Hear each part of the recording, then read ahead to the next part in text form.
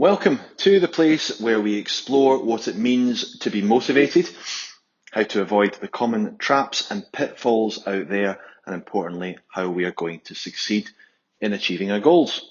Okay, now, I never said I was Da Vinci or Rembrandt. Do any of you recognise this symbol?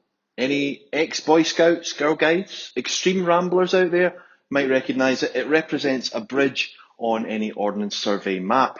Now, that's relevant in two ways today, because in the following series of videos, of which this is the first, I'll be showing you how to design a roadmap, a guide, a map that's going to help us to overcome our barriers and smash our long-term goals.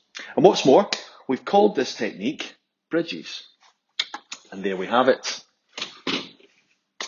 It's a fantastic method that I'm really excited to share with you all. It's straightforward, it's super effective, and it gives you all the tools you're going to need to change your life for the better, trust me.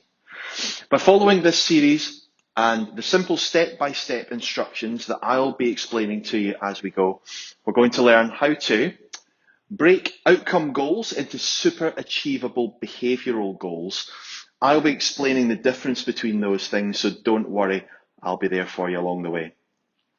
We're going to review a typical day so that we can identify what's working and perhaps just as importantly, what's not working for us.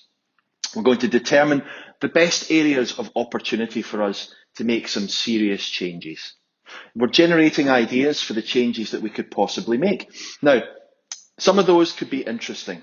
We're going to expand the list of those possibilities. We might even get a bit out there with some of those ideas, but hey, there's no such thing as a bad idea. Unless, of course, you count wasabi-flavoured Kit Kats, but that's a whole other story for a whole different video. And finally, what we'll be doing is selecting just one of those behaviours to target.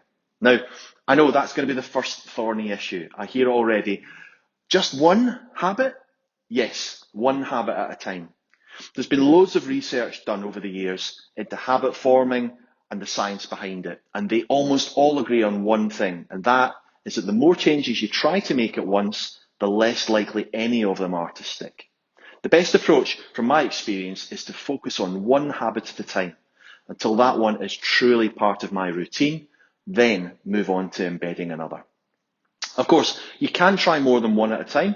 I'm just a coach, I'm not a cop, but if you want the best chance of success, then keep it to no more than 2 habits, with one of them as your top priority. That would be my advice anyway. There's also a worksheet that goes along with this series. It's going to be available shortly on our website to download and also from our members only Facebook page. It looks a little bit like this. It's only a couple of pages. It's going to take you through the process, and it even has some suggested habits that you could try. You could simply follow that guide and the information on there and have a bash.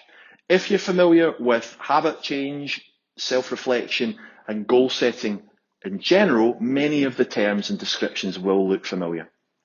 However, I would also strongly recommend that you watch this sequence of videos as well, so that you can understand a little bit of the why as well as the how and the what. It always helps motivation-wise. So download the sheets, or you can start with a blank sheet of paper or even a note on your phone if you're going to go 21st century on us. Tune into the next video and the series as it goes. Start thinking about a change that you'd like to make. I can't wait to get stuck into this project with you all. If you have any questions, contact me directly or any of your coaches via your gym. Remember, the most important thing about making a positive change in life is having a great reason. What's yours?